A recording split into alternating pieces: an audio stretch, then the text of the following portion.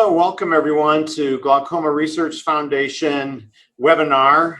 We'd like to give you today an update with our Catalyst for a Cure vision restoration team. Before we start, I want to thank you for taking time out of your day to participate and also to find a little bit of something extra to do so during a pandemic.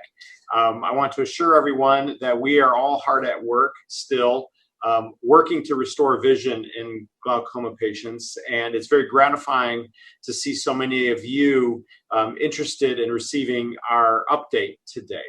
Today is very special. We're going to hear from all four of our Catalyst for a Cure team members with some updates on the progress going on to restore vision in glaucoma. And we're going to end with a Q&A period, and so I hope that you have brought your thinking caps and are prepared to submit some questions, and I'll show you how to do that in just a second. I'd like to take a moment to thank Aerie Pharmaceuticals for sponsoring our program today. Glaucoma Research Foundation is a not-for-profit, and our events and our educational materials, like most everything else that we do, require sponsorship, and so we're very, very grateful for the partners, not only in the private sector, but also in the biotech and pharmaceutical sector. So thank you very much, Aerie Pharmaceuticals, for sponsoring today's event. I'd like to give you just a brief introduction of me. This is what I look like. I usually look a little bit busier and not quite so dressed up, as I too am a scientist. I am the Vice Chairman and Director for Research of the Vanderbilt Eye Institute, and I'm also the Director of the Vanderbilt Vision Research Center here in Nashville, Tennessee, with some 55 vision scientists all working on different aspects of vision. As you can see from the slide, my doctoral training is in neuroscience, which encompasses studies of the brain and the nervous system. And that is a background that I leveraged very well almost 20 years ago when I became a member of the very first Catalyst for a Cure team, CFC1, as we like to call it. And our purview for CFC1 was to dissect more carefully the mechanisms of progression that cause neurodegeneration and vision loss in glaucoma. We were together for more than a decade as a team and produced some of the most important publications in the field of neurodegeneration in glaucoma. I'm still very much an active scientist and still studying degeneration in glaucoma, and I'm very, very pleased to have two roles now for the Glaucoma Research Foundation. First, I'm the chair of the research committee, which has input into the process for which research programs to fund, including the Schaefer Awards that we give out annually, and some of the other research-related events. Part of that is I have now become the chair of the third incarnation for the Catalyst for a Cure Scientific Advisory Board.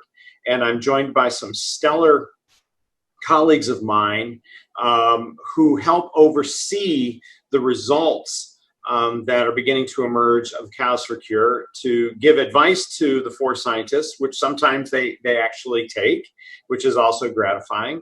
And I'm also active in other Glaucoma Research Foundation activities, including things like the webinar today. And so now what I would like to do is give a brief introduction of our four investigators.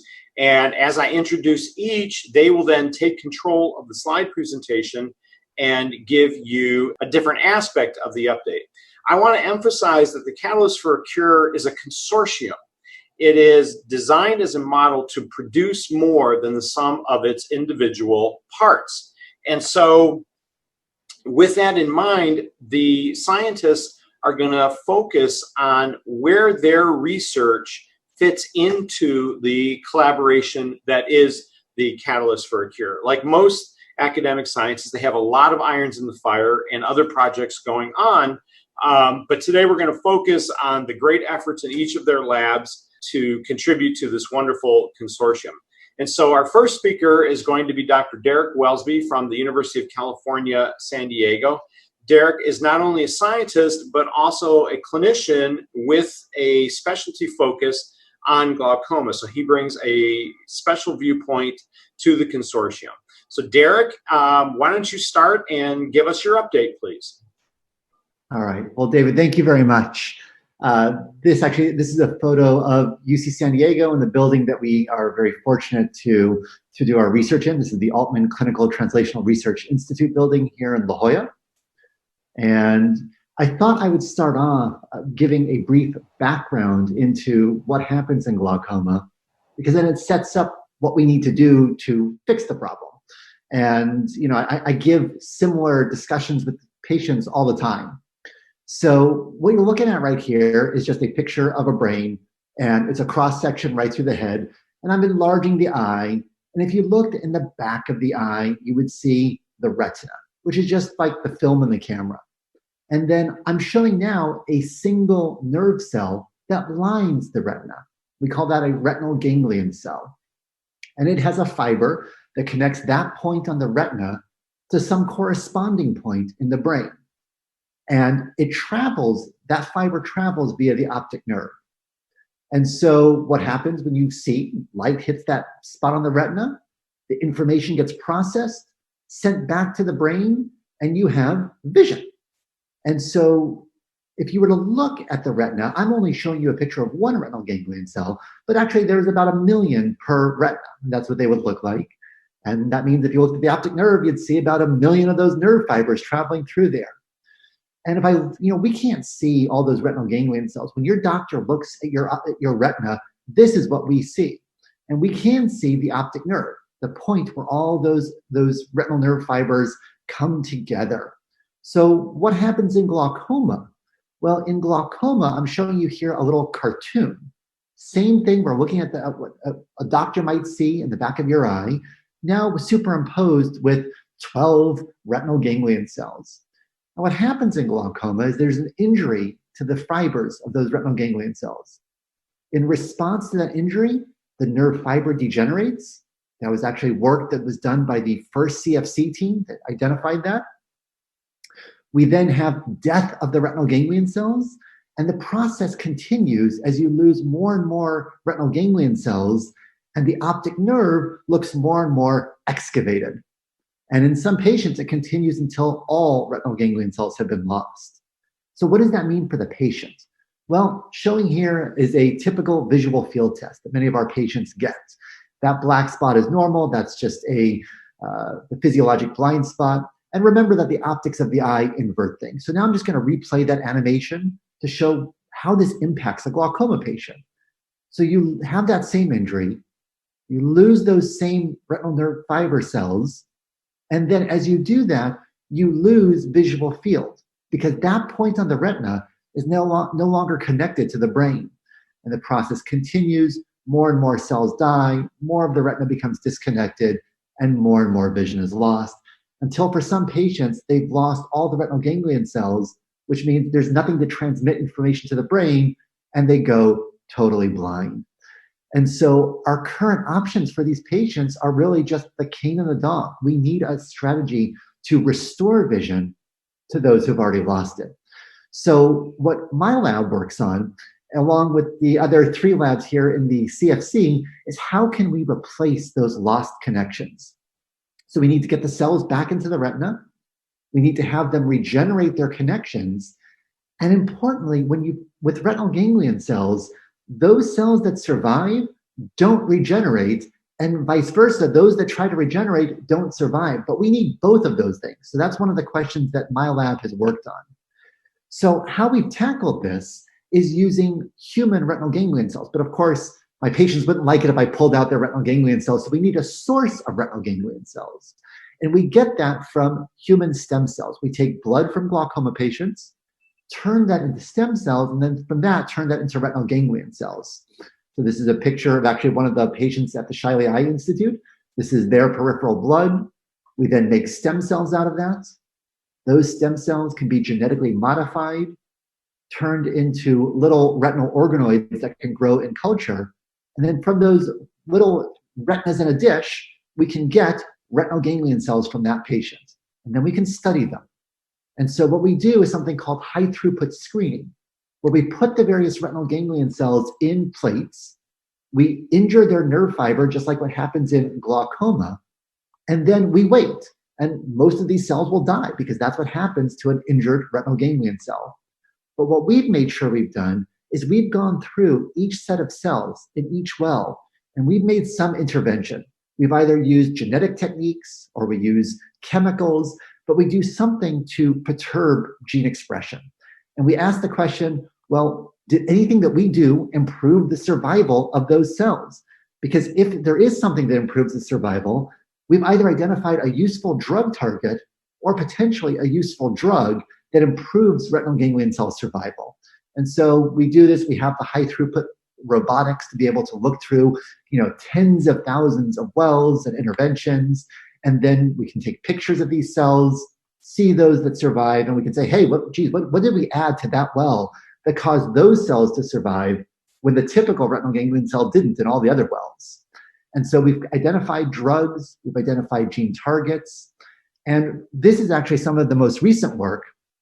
I mentioned that the fundamental problem, or one of the fundamental problems with regeneration, is that for a retinal ganglion cell, we can get them to survive, or we can get them to regenerate, but it's very difficult to do both. So we did a screen where we asked what interventions would give a retinal ganglion cell both regeneration and survival, and we identified a set of genes that, shown in purple, give us the survival effect.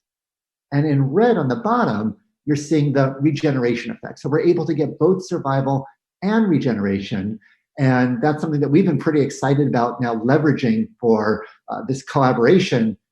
How can we now use that to improve vision and restore vision? And so with that, I of course want to thank the people that actually do the work, which is all the people in my lab shown up there in the top right, collaborators, the CFC team, and of course the Glaucoma Research Foundation. And with that, I'll turn it back to David.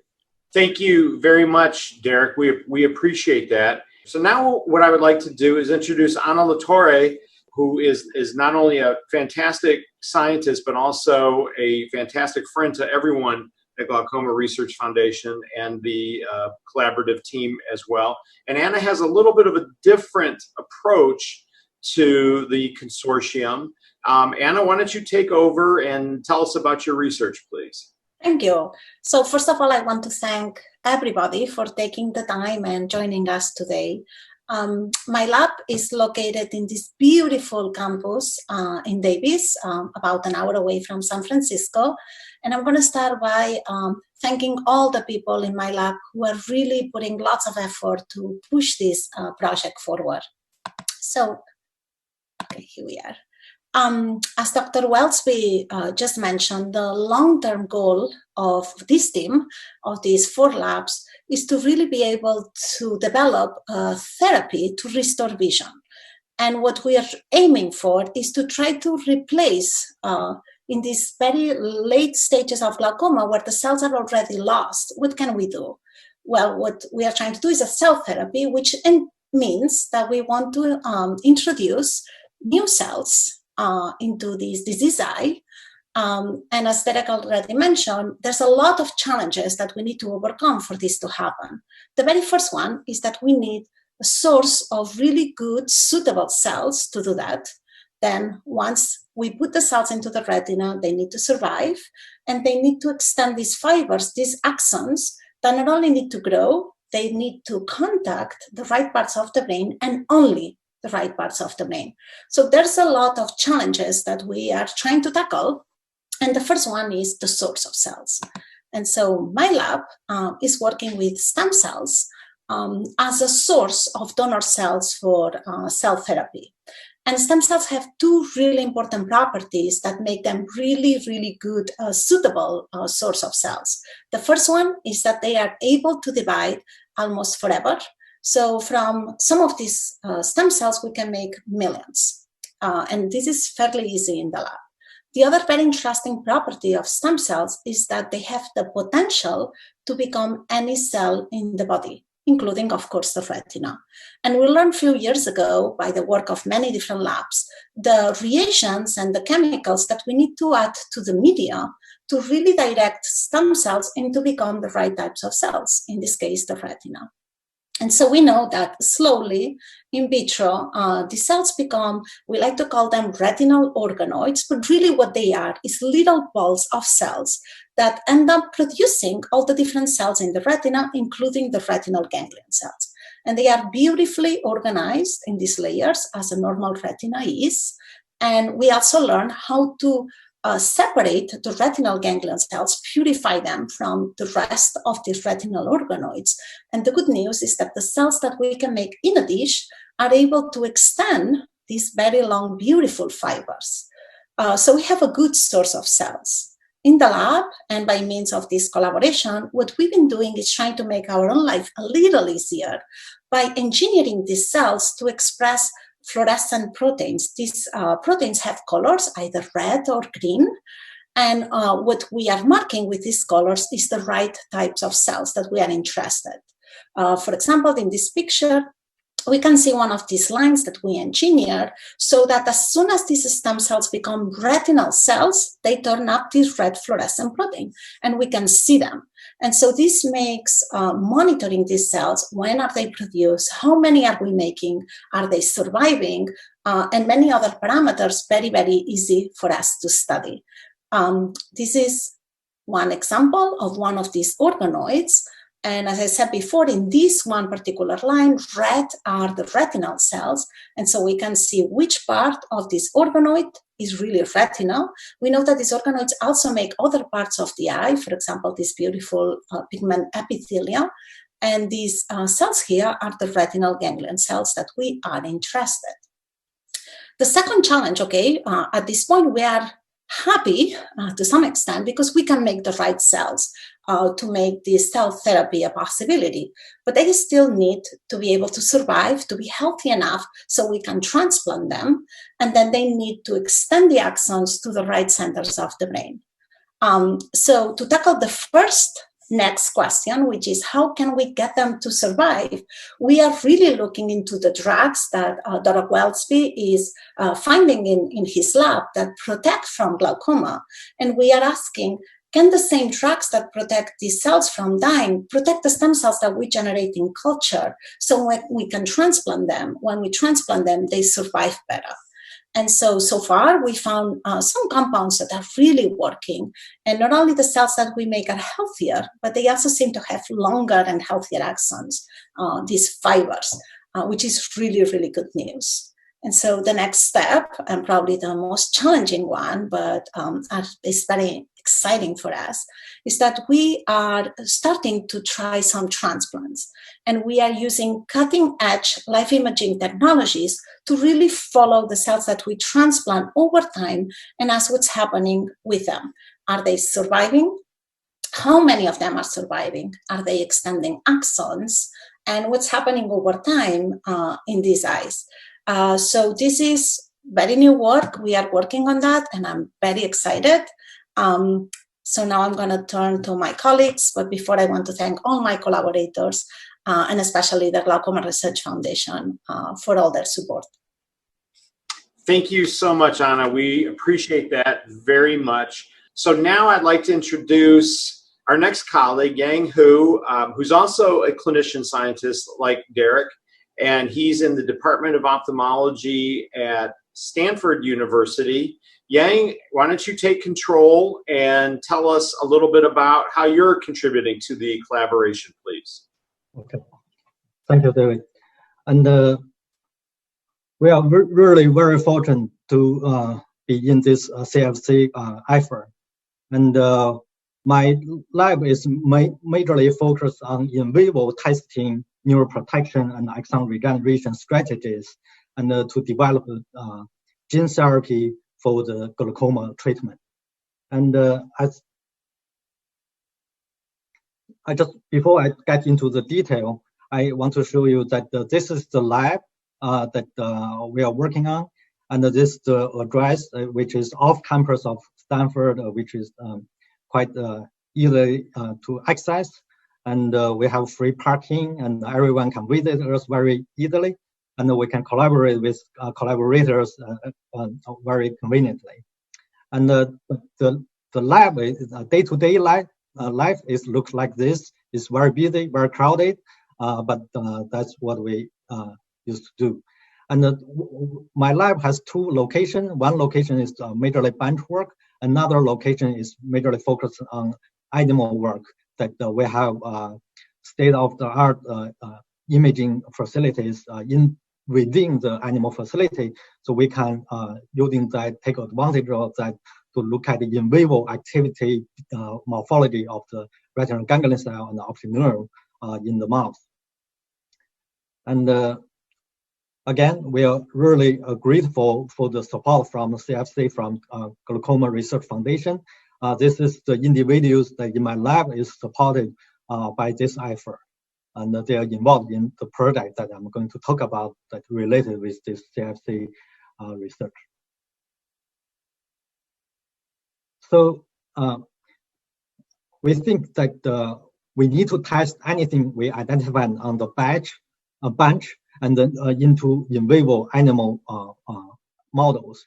So that's one of the efforts in my lab is try to develop novel and more efficient glaucoma models.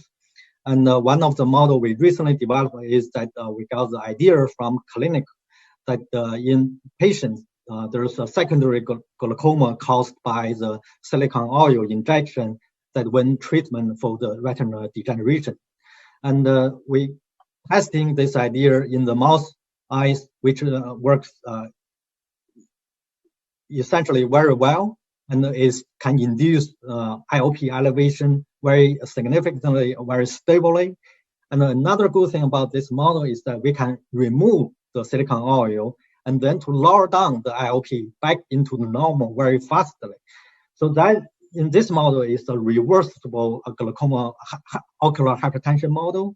Using this model, we can combine with the IOP treatment with other neuroprotection treatment to look at the combination effect in this model. And this is how we estimate the degeneration. So this individual red dot is the retinal ganglion cell that we can quantify. And this individual circle in this picture is that is individual axons in the optic nerve. By quantify the number of the surviving retinal ganglion cell or surviving axons, we can have a very definitive answer for the degeneration or any treatment effect on those models. We cannot forget another almost half of the population that has the glaucoma, which is not IOP related, which is so-called normal tension glaucoma. We also have an effort to develop a normal tension glaucoma model, which is majorly using that known genes that has causative, the mutation of the genes that has a causative effect on the glaucoma degeneration. So actually, previously, the genetic model for the normal tension glaucoma, it takes much longer time to show the effect. And we recently, by accident, we found another model that within several weeks, we can detect significant degeneration by single gene mutation. So that will be also facilitate us to testing normal without the IOP element in those patients, how we can tackle the neurodegeneration. Another effort in the lab is that since we are working on in vivo animals, so we want to have a way in vivo longitudinal modulate or monitor the progression of degeneration or recovery after treatment.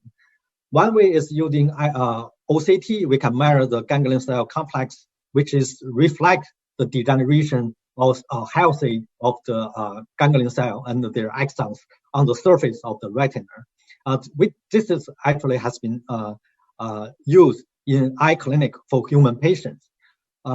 We also take advantage of the in vivo imaging technique to look at the fundus image of the retina to follow exactly the same animal, same area, to look at their degeneration along the time, and also hopefully we can look at the neuroprotection effect looking at the same animal, same area, even same cell, to look at their neuroprotection and the repair. So that's another effort. In addition to that, we also want to look at the individual artists' activity in response to the degeneration or neuroprotection. All this have not been applicable in clinic because we have to fluorescent label the retinal ganglion cell. But I think this is a foundation for in the future that we can apply this once there's a technical breakthrough that we can label the retinal ganglion cell in the human patient. Then we can look at using this knowledge that we get from the animal to look at that. And another effort in the lab is that try to develop a gene therapy strategy. And as you know, that if we want to target retinal ganglion cell, we don't want to affect other cells in the retina to minimize the side effect. One of the efforts we recently achieved is that we identify one retinal ganglion cell specific promoter.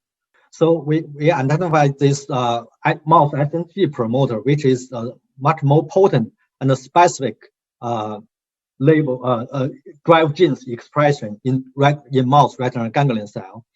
And we proved this, also test this promoter in human iPS developed stem cell differentiate human retinal ganglion cell, which is showing the efficiency of this promoter to drive genes expression.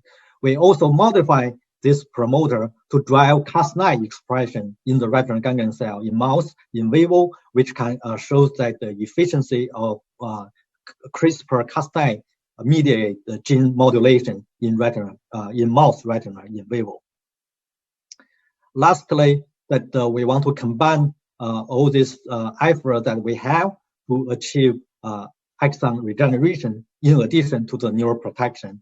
This shows that we can readily label the regeneration axon in the optic nerve once we modulate the genes that involve in neuroprotection and regeneration. And we have really extensive collaboration among these 4 labs. And here I list some projects that we are currently going on. First, we collaborate with Derek Wellsby's lab and to look at the 2 very critical genes that he identified called DLK and LZK that is important, very efficiently protect retinal ganglion cell in response to injury. So we are going to test this in the animal model that we developed to see what's the efficiency that we can look at in the in vivo work.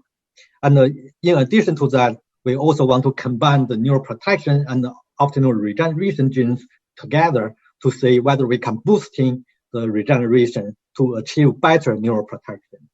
And the collaboration with Dr. Xin Ding's lab at UCSF, we want to more carefully to study the individual subtype of retinal ganglion cell, their response to the ocular hypertension and the response to the neuroprotection and the regeneration as well. And of course, we also collaborate with Anna's lab to look at the cell-based stem cell, cell-based cell transplantation in the in vivo glaucoma model to see how can we achieve better survival of those stem cell derived RDCs in the in vivo environment. Okay, I will stop here. Thank you very much for your attention. Thank you so much, Yang. We appreciate that update very much. So what I'd like to do now is complete our updates by moving on to our last collaborator and speaker for the day, Xin Ding, who is at the University of California in San Francisco in the Department of Ophthalmology and also in physiology. So Xin, why don't you tell us how your research complements what we've heard so far from the Catalyst for a Cure. Great. Good afternoon, everyone. Thank you, David, for this very kind introduction. Thank the Glaucoma Research Foundation and many of you who support this great initiative.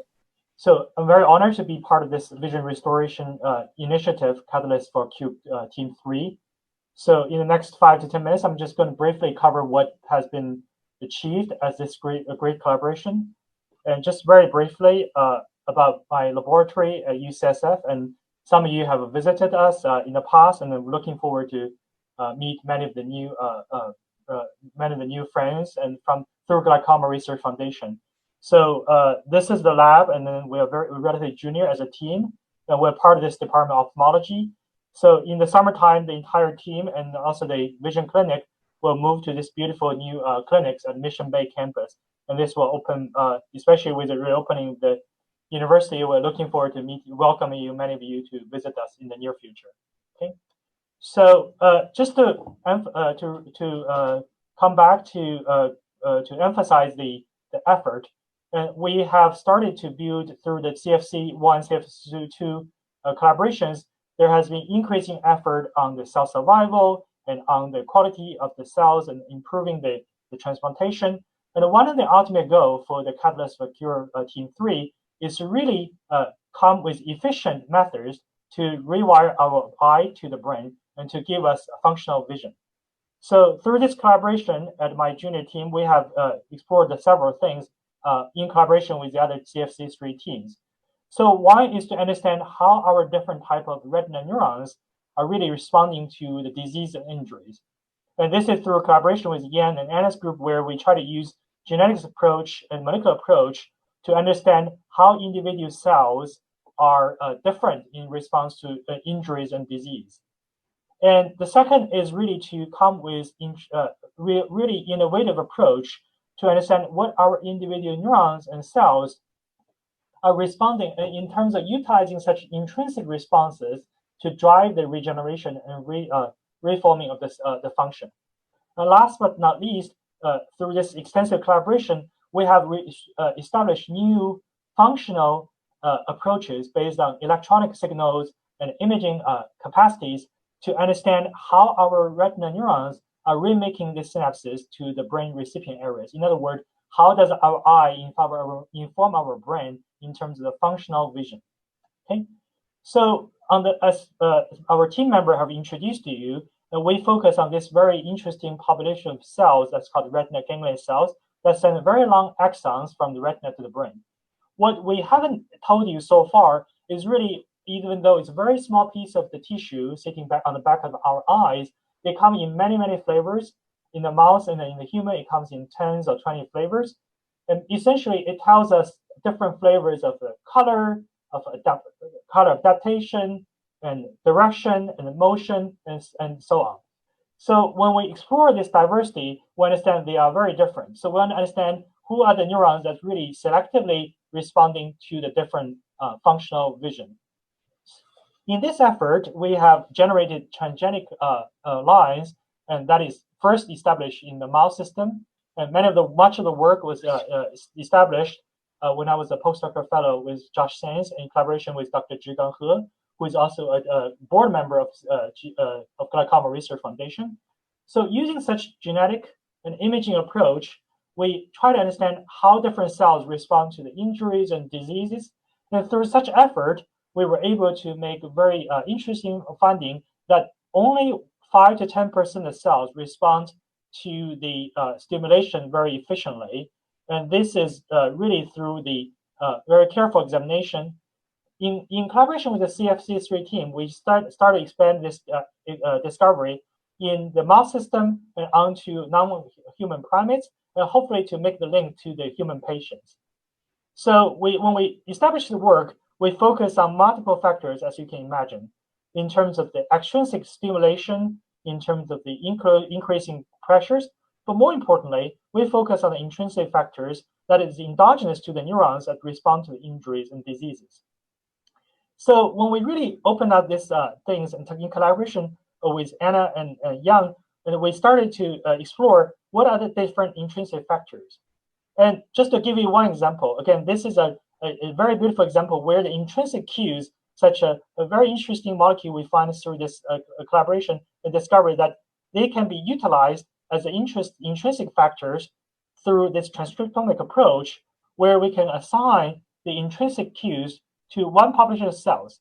And more importantly, when we try to overexpress it, when we try to rejuvenate the cells with the same factors, for your information, this is a soluble factor that can be delivered through the animal eyes.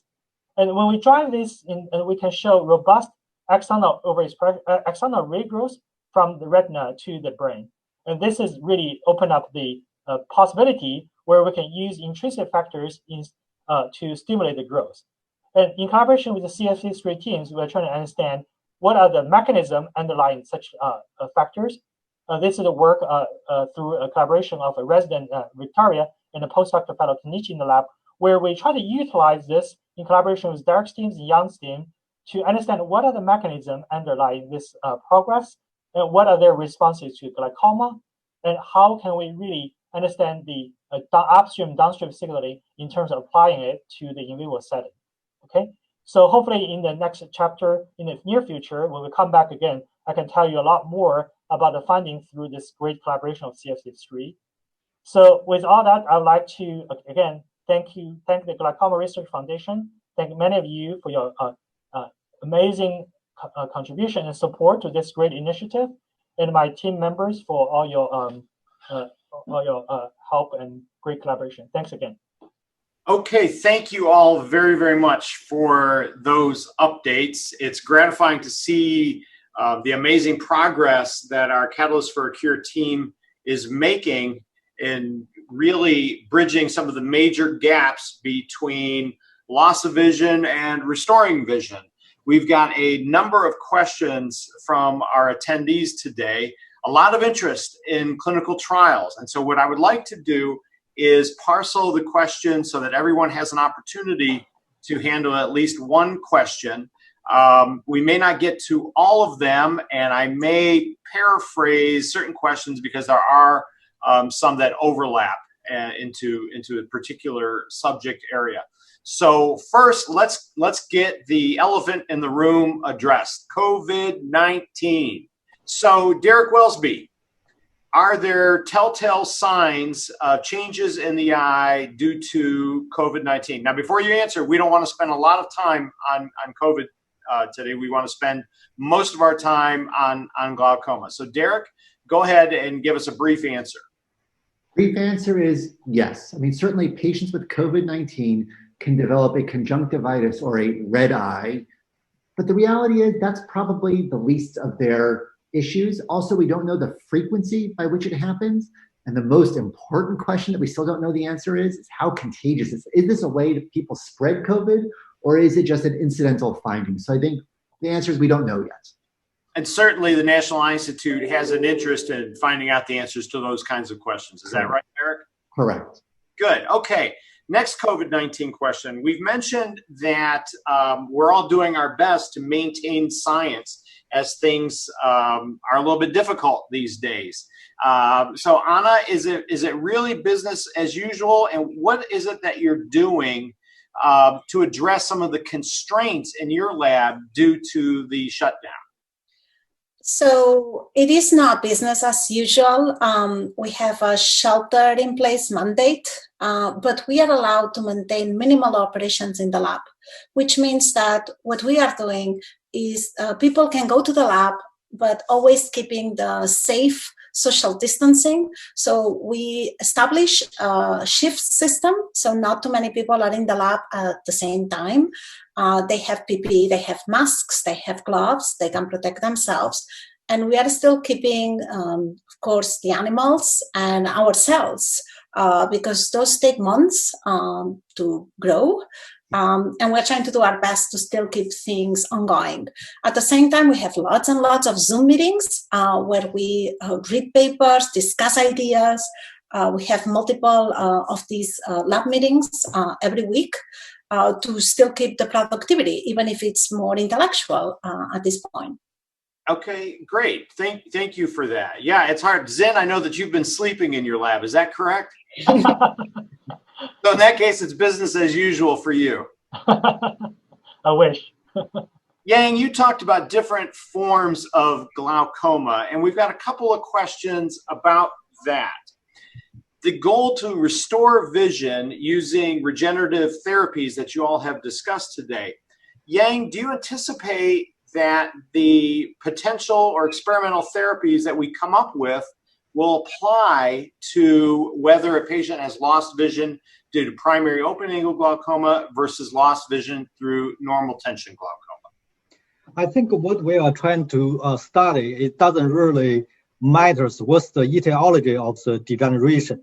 So we think as long as the degeneration happening, and if we can prevent the degeneration or promote regeneration, that should be applied to both conditions.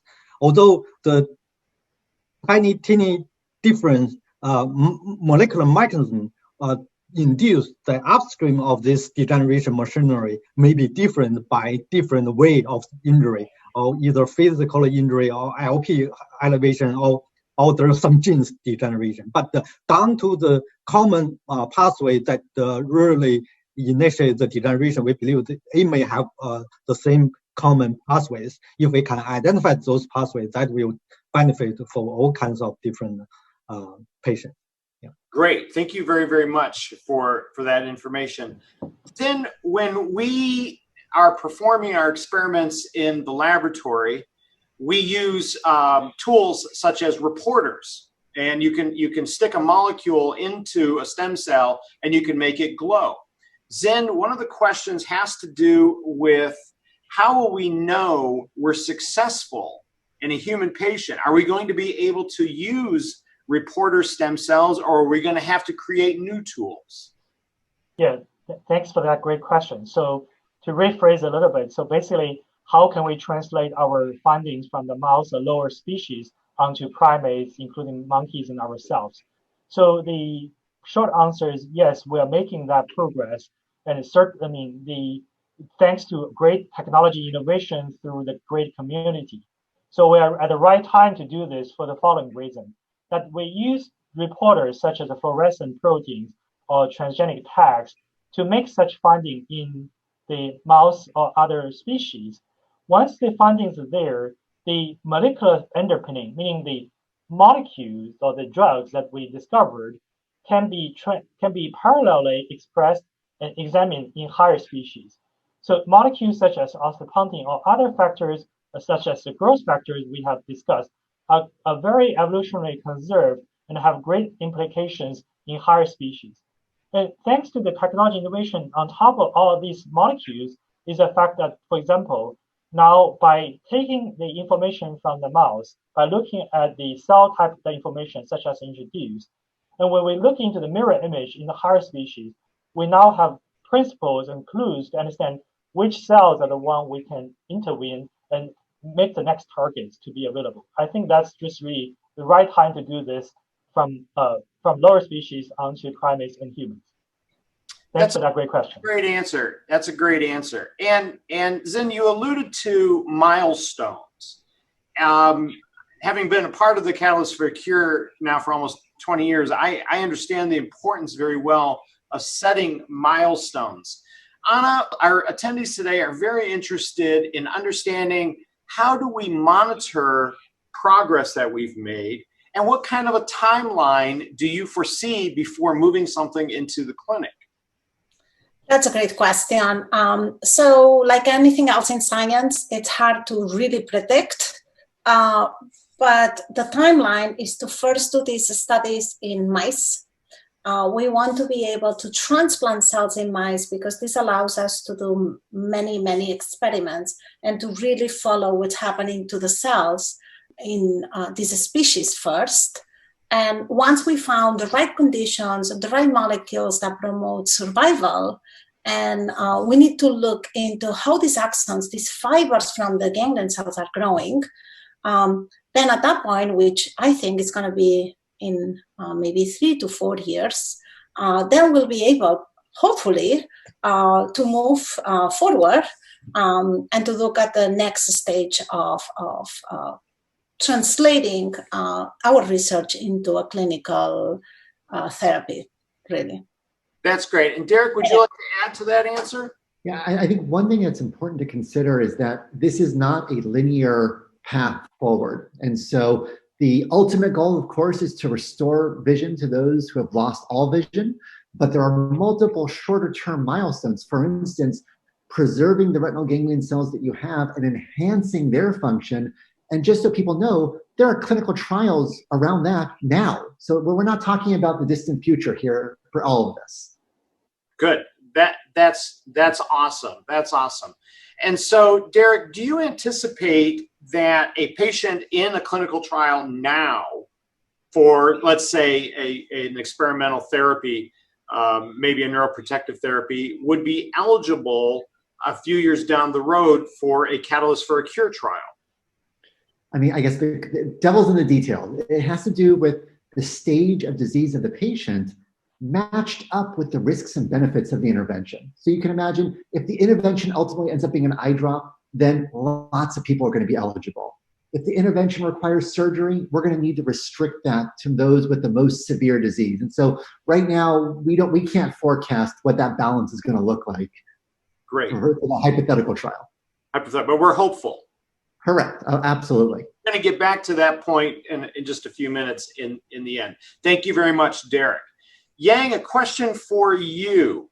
Let's suppose that we are successful in transplanting stem cells, turning them into ganglion cells, and having them sprout axons into the optic nerve in a patient who has lost most of their optic nerve fibers.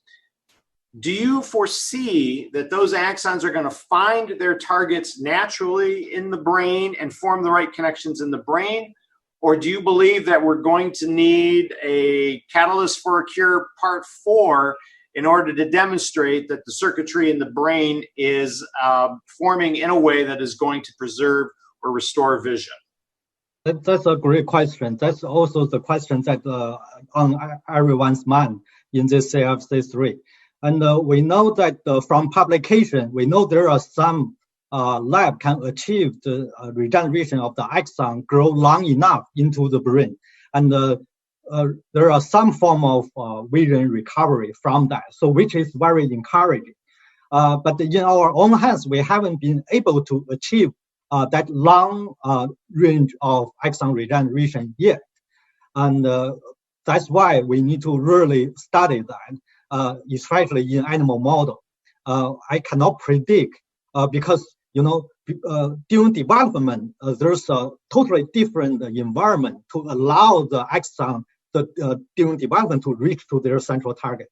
But after development, in the adult age, can the regeneration refine their correct target or not? That's a very important question. But currently, we don't really have very potent regeneration to allow us to test that in a very extensive form. But from what currently published is encouraging. Okay, great. Thank you so much. Anna, would you like to add something to that answer? Thank you, Yang. So this, to me, was one of my main worries. If, we can generate ganglion cells in a dish, we can transplant them, but what's going to happen? Are they going to connect to the wrong place? What we know for now, Dr. Hu is absolutely right. We don't have enough data yet to really say, but what we know is that the new axons of the cells we add really like to bind to the axons that are still there. So even if there's just a little bit of optic nerve left, what we know is those axons like to grow on top of the axons that are there.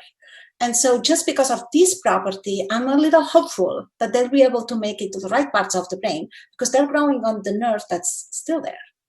Great. Thank you. Thank you so much. Xin, let's talk about sources of patient-derived stem cells. We know that we can get things from blood from patients. Xin, do we anticipate that we'll be able to take a swath through the aqueous humor or the tear film or from the vitreal body of the patient to derive stem cells? What do you think? Yeah, this is a good question. So we have been talking about this, come back to the COVID shutdown. Four of us have been continuing this discussion scientifically, intellectually to talk about this. This is a great time. So we thought about this being two phases. If any of the swab, any of the vitreous thing that provide early pre-disease diagnosis, that's already one step forward, right? Because especially with all the newer technology dealing with tiny amount of proteins, from the vitreous tumors and from all these sources. If some pre-diagnosis biomarkers can inspire the diagnosis, that's sufficient. I feel like realistically, we're really building on the shoulders of the giants who are the regenerative medicine people who have went down and regenerated many other parts of the body. So through the realistic work, as Anna and Derek already inspired us, basically this patient blood cells and also the epithelium of the swab really provide a reliable source to reprogram into the cells we're interested in. And then this is really a platform that we have established as CFC3 team we can build upon. So right now the challenge is really can we really amplify this and can we really make it at a functional and useful level? And that's really a challenge for our team.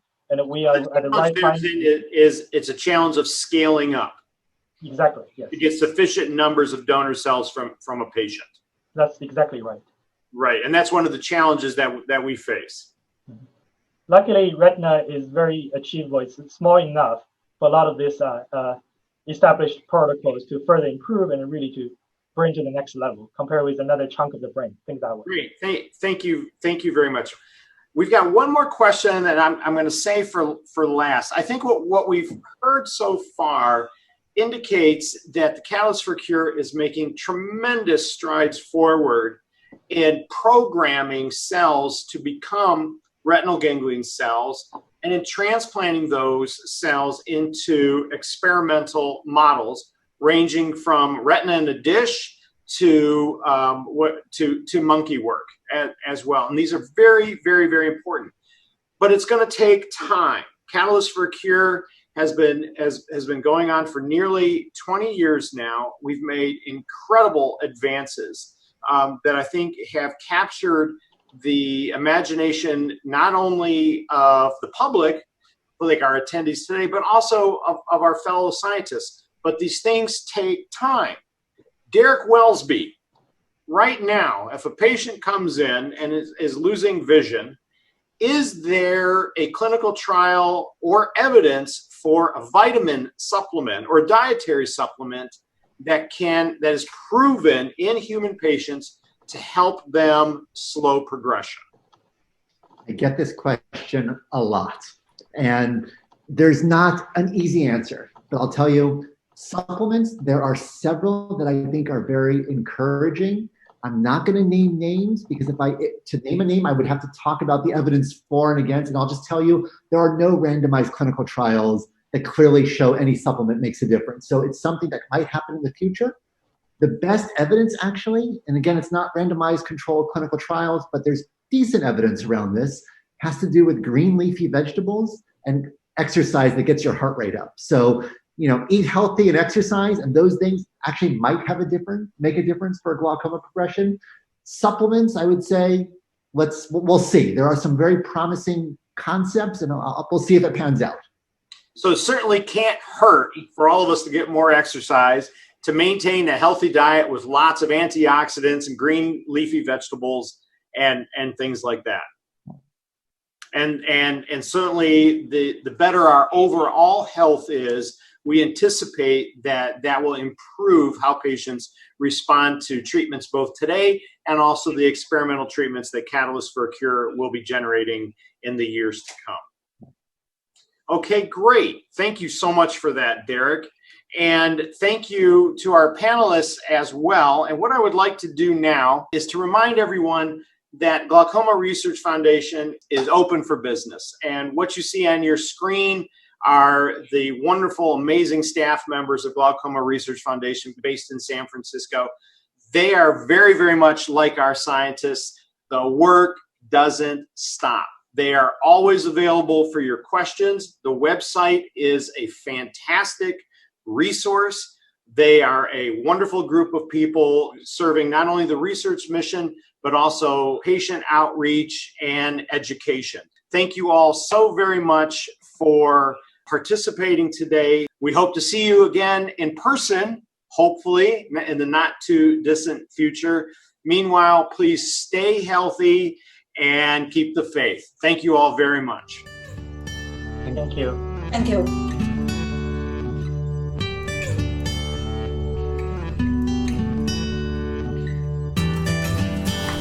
Hello, Tom Mitro here. The program you've just watched and the remarkable research progress it highlighted are among the many reasons why ARI is very proud to be a longtime supporter of the Glaucoma Research Foundation. Now, our company was founded to pursue innovation in glaucoma. We know this happens in the laboratory as well as in the interactions between doctors and patients. That's why GRF's dual mission of supporting research for a cure and educating and encouraging patients is just so powerful. Please join us in making or renewing your own generous contribution. Thank you very much.